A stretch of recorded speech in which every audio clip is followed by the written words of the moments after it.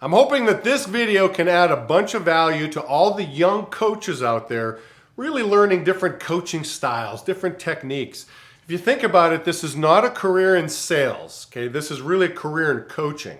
If you get really good at developing yourself and other people, you have found yourself a wonderful platform to build a crew, build a great career, and you just go for it. I mean, you have success for sure. It's a coaching career in the business, not a sales career. So I had a great conversation with Malik Bordeaux out of Coach's office in Sacramento, and he says, I'm building a great team with depth. We're pushing a promotion to assistant management, so well done, Malik and team. How do I get my teammates to be independent and think for themselves? And I'm like, well, let's unpack this a little bit. What do you mean? He says, well, my team comes to me all the time with questions. And so I'm like, oh, I get the challenge. So as your team is swelling, again, nice situation happening here, well, there's only so much of you to go around. I mean, your phone's blowing up at every turn, and like guys are coming to me, asking me questions like, "What do I do?" And it really is. You're telling me this. I couldn't help but think of a language that was introduced into our business, and now it's really part of our culture. It's situational leadership 2, the second version, written by Ken Blanchard. So around 15 years ago, when I say we, the promoting owners, the consultants, we took a course. It was a long course. It was all day. We were introduced to situational leadership, and I swear, coming through that course, everybody's nodding their heads like, this was totally written for us. This stuff happens all the time for us. So I would challenge everybody after watching this video with me, go to YouTube, type in Situational Leadership 2 Ken Blanchard and study, or get the book and study.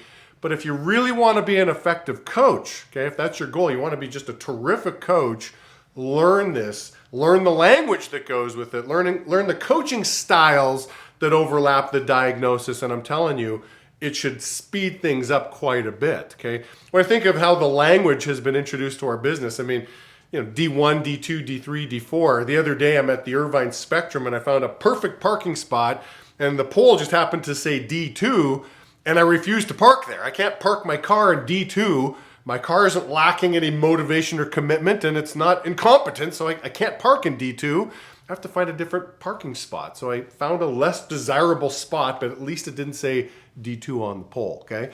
So again, that language is just part of my psyche now, but it's certainly part of the business.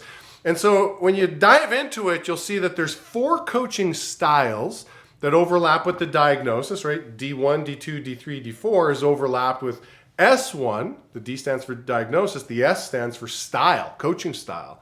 Style 1, Style 2, Style 3, Style 4. And S1 is high direction, low support.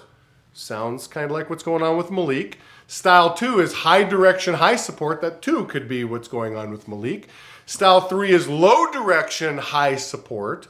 And Style 4 is low direction, low support. So let's get into this a little bit. So without regurgitating all of Ken Blanchard's lessons, okay, go to YouTube, learn it for yourself. I just really want to make the point that, when I took that course, I'm like, coaching can really be simplified. Okay, you've got students that you're coaching here. It can be simplified with a combination of direction and support. I'm like, really, is coaching that simple? I'm like, yeah, it really is that simple. A combination. And again, you have to diagnose the situation happening.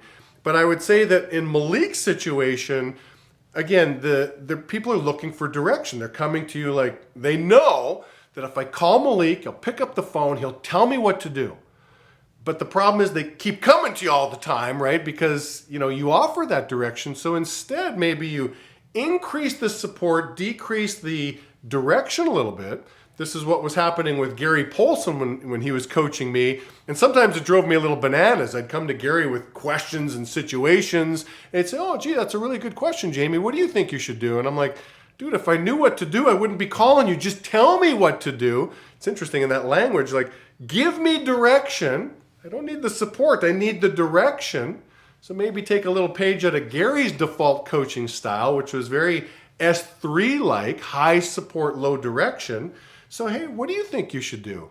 Well, you know what? Why don't you try that? Let's see how that goes. Okay, let's see how that works for you.